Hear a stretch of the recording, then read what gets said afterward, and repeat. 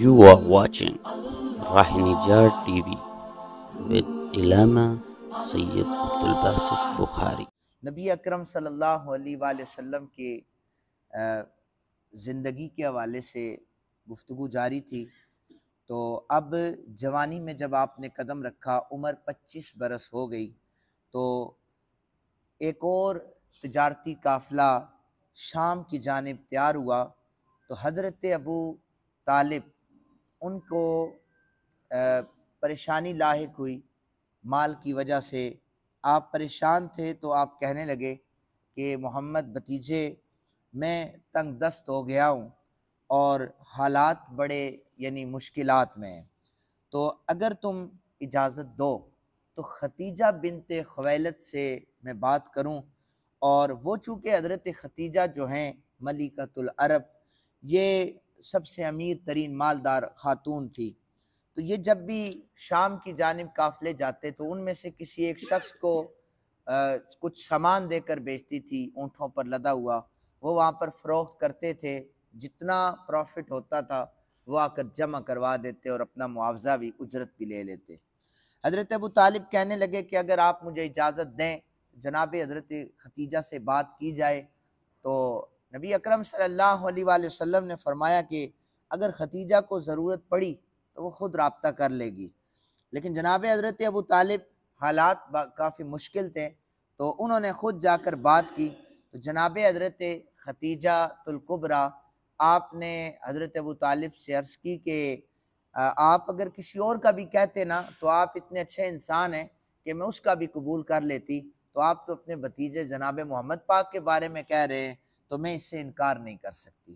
حضرت ابو طالب کہنے لگے کہ باقی لوگوں کو آپ 2 اونٹ پر مال لاد کر دیتی ہیں، تو میرے بھتیجے کو آپ نے 4 اونٹوں پر مال لاد کے دینا ہے. تو حضرت ختیجہ پاک نے یہ آفر قبول کی اور اپنا ایک غلام میسرہ جس کا نام تھا اسے ساتھ بھیجا. میسرہ میرے آقا کریم صلی اللہ علیہ وآلہ وسلم کے ساتھ تھا. قافلے میں ظاہر بے شمار اونٹ موجود تھے، بہت سارے لوگ تھے. نبی اکرم صلی اللہ علیہ وآلہ وسلم آگے چل رہے تھے، جو لوگ ہوتے وہ آگے، جانور جو ہے پیچھے چلتے تھے. میسرہ نے آ کر خبر دی کہ 4 اونٹوں میں سے 2 اونٹ انتہائی سست پڑ گئے، بیمار ہو گئے، اور آپ کے وہ اونٹ ہیں اور اس لیے آپ ان پر ذرا شفقت فرمائیں. تو نبی اکرم صلی اللہ علیہ وآلہ وسلم آپ قافلے میں پیچھے جانوروں کے پاس تشریف لے گئے. جو آپ کے اونٹ سست تھے، آپ نے ان کی رانوں پر شفقت برا ہاتھ پھیرا، وہ اونٹ پھر سب سے آگے بھاگ گئے، قافلے میں وہ سب سے آگے ہو گئے.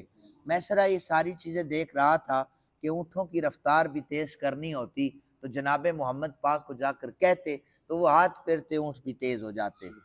رستے میں ایک صحرا آیا، تو سرائے آیا، وہاں پر نصرانی راہب تھا. پہلے عیسائی راہب ملتے تھے، یہ نستورہ اس کا نام تھا.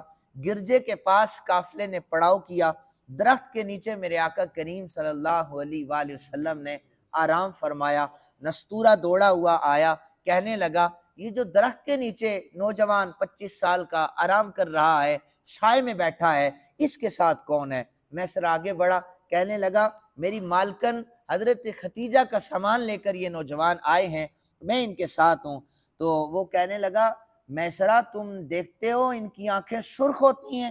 میسرہ نے کہا ہاں میں دیکھتا ہوں ان کی آنکھیں سرخ رہتی ہیں. تو نستورہ کہنے لگا کہ ہمیں حضرت عیسیٰ نے بتایا ہے کہ جو آخری نبی ہوگا اس درخت کے نیچے بیٹھے گا. یہ نشانی بھی نستورہ کو پتا تھی.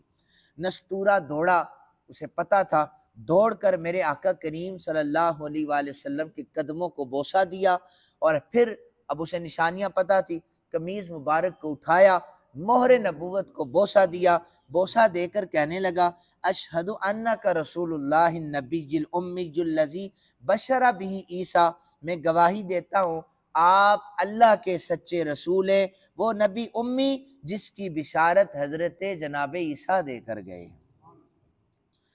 بصرہ کے بازار میں جانے دو عالم صلی اللہ علیہ وآلہ وسلم جو سامان لے کے آئے تھے، اتنا منافع ہوا ان 4 اونٹوں سے کہ اس سے پہلے حضرت ختیجہ کے مال میں کبھی اتنا منافع نہیں ہوا تھا. کامیاب ہو کر جب واپس لوٹے، آپ میسرہ اپنی مالکن جناب حضرت خدیجہ پاک کے پاس گیا، سارے واقعات اس نے بتائے کہ جناب خدیجہ اتنا بڑا قافلہ تھا اور ہم صحرا سے گزرتے تھے تو وہاں پر ہوائیں چلتی تھی، طوفان آتے تھے، سورج بھی اپنی گرمی برساتا تھا، لیکن یہ جو نوجوان اس دفعہ ہمارے ساتھ گئے ہیں تو جب یہ چلتے تھے تو مجھے کبھی سورج کی تپش محسوس نہیں ہوئی، بادل مسلسل سایہ کرتا تھا، اور جو سامان ہمیں اگر جس ہر سال پروفٹ جو ملتا تھا اس سے کئی گنا زیادہ اللہ نے ہمیں منافع عطا فرمایا ہے۔ حضرت خدیجۃ الکبریٰ متاثر ہوئی، غلام میسرہ کے کہنے پر آپ نے پیغام نکاح بھیجا۔ نبی اکرم، میں نے آپ کو 4 دن پہلے جناب حضرت ابو طالب کے بارے میں عقیدہ بتایا تھا۔ اہل سنت کا عقیدہ ہے کہ جب بھی نام لیا جائے گا تو ان کا نام ادب کے دائرے میں رہ کر لیا جائے گا۔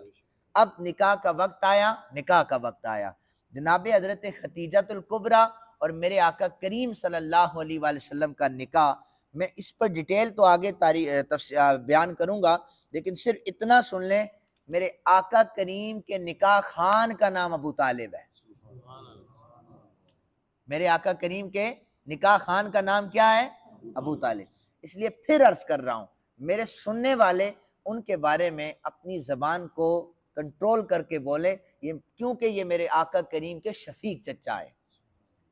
ہم محبت والے اور ہم نے نسبتوں کا خیال رکھنا ہوتا ہے۔ اور پھر حضرت خدیجہ کی طرف سے ایک شخص کھڑا ہوا، اس نے ہوتا یہ تھا کہ جب نکاح ہوتا، جو طریقہ تھا دین ابراہیم کا، اس میں پہلے عورت کی طرف سے کوئی شخص کھڑا ہوتا، تعریفیں کرتا، پھر دولہے کی طرف سے کوئی کھڑا ہوتا، اس کی تعریفیں کرتا۔ تو حضرت خدیجہ چونکہ بہت مالدار تھی، ان کی تعریفیں ایک شخص کھڑا ہوا، اس نے بیان کی، اتنا مال ہے خدیجہ کے پاس، ملکۃ العرب ہے، سارے عرب کی ملکہ ہے، اور اللہ تعالیٰ نے اتنا نوازا ہوا ہے۔ حضرت ابو طالب کھڑے ہوئے، اور وہ خطبہ آج بھی ہم پڑھتے ہیں اور ہر محبت والا پڑھتا ہے۔ انہوں نے لمبی چوڑی تقریر نہیں کی، انہوں نے کہا محفل میں بیٹھنے والوں، میں جس کی طرف سے کھڑا ہوا ہوں تو میں اتنا بتا دینا چاہتا ہوں، روح زمین پر اگر تو یہاں پر عرب میں امیر ترین عورت خدیجہ ہے، لیکن اس وقت عرب میں نہیں، روح زمین پر میرے بھتیجے کا مقابلے کا کوئی پیدا ہی نہیں ہوا۔ یہ خطبہ حضرت ابو طالب نے پڑھا تھا۔ اللہ تعالیٰ نے یہ حضرت خدیجۃ الکبریٰ اور میرے آقا کریم صلی اللہ علیہ وآلہ وسلم کا نکاح ہو گیا۔ آپ کے حضرت خدیجہ پاک کے بطن سے میرے آقا کریم کی اولاد موجود، وہ آپ کی اولاد پیدا ہوئی، باقی اولادیں نہیں تھی۔ اس کے بعد یہ آگے چیپٹر آئے گا۔ کعبۃ اللہ کی تعمیر نو ہونے لگی۔ جانے دو عالم صلی اللہ علیہ وآلہ وسلم کی عمر مبارک 35 برس ہو گئی۔ اب کعبۃ اللہ کی تعمیر کا ارادہ کیا۔ 2 حادثے پیش آئے تھے، دیواروں میں دراڑیں پڑ گئی تھی، ایک عورت خوشبو وہاں پر دھونی اس کی دے رہی تھی، چنگاری اٹھی، آگ بھڑک اٹھی، بجھاتے بجھاتے نقصان ہو گیا تھا۔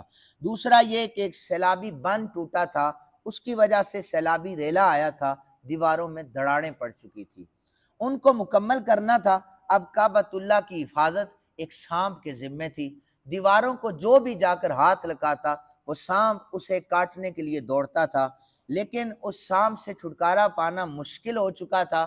اچانک ایک پرندہ آیا، اس نے سانپ کو دبوچا اور وہ لے گیا۔ اب سانپ والا معاملہ تو ختم ہو چکا تھا، لیکن قبائل آپس میں لڑ پڑے کہ جو حجر اسود ہے اسے نصب کون سا قبیلہ کرے گا۔ اب وہاں پر 6 دن تک ان کی لڑائی بحث مباحثہ چلتا رہا۔ آخر ایک سمجھدار شخص آگے بڑھا، اس نے کہا کل حرم پاک میں جو باب بنی شیبہ سے داخل ہوگا وہ ہمارا فیصلہ کرے گا۔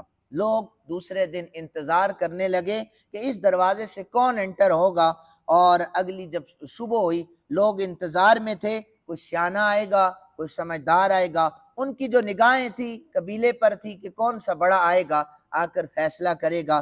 اچانک 35 سال کے نوجوان میرے آقا کریم صلی اللہ علیہ وآلہ وسلم تشریف لائے، اور عرب کے لوگ پکار اٹھے حاذ الامین، حاذ الامین، ردینا ھذا محمد، یہی تو امین ہیں، ہم ان پر راضی ہیں، یہ اللہ کے رسول ہیں۔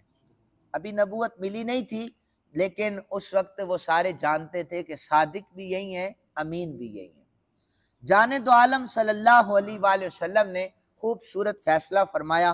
آپ نے فرمایا زمین پر ایک بڑی چادر بچھاؤ، نہ ایک قبیلہ حجر اسود کو نصب کرے نہ دوسرا قبیلہ نصب کرے۔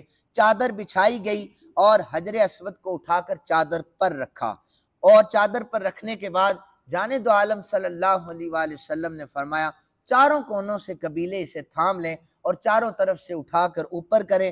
جب اوپر اٹھایا گیا، اس حجر اسود کو میرے آقا کریم رؤوف الرحیم صلی اللہ علیہ وآلہ وسلم نے اپنے ہاتھوں سے اس جگہ پر نصب کیا، اور یہ جو اس وقت 6 دن کا جو لڑائی تھی ان کی ختم ہو گئی۔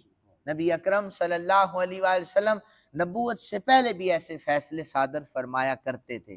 اللہ تعالیٰ سے دعا ہے اللہ تعالیٰ ہم سب کو محبت رسول صلی اللہ علیہ وآلہ وسلم اور زیادہ اچھے طریقے سے صحیح معنوں میں ہمیں عطا کرے۔ اللہ تعالیٰ ہمیں استقامت عطا کرے کہ ہم سیرت رسول صلی اللہ علیہ وآلہ وسلم پر عمل کریں۔ وما علینا الا البلاغ المبین۔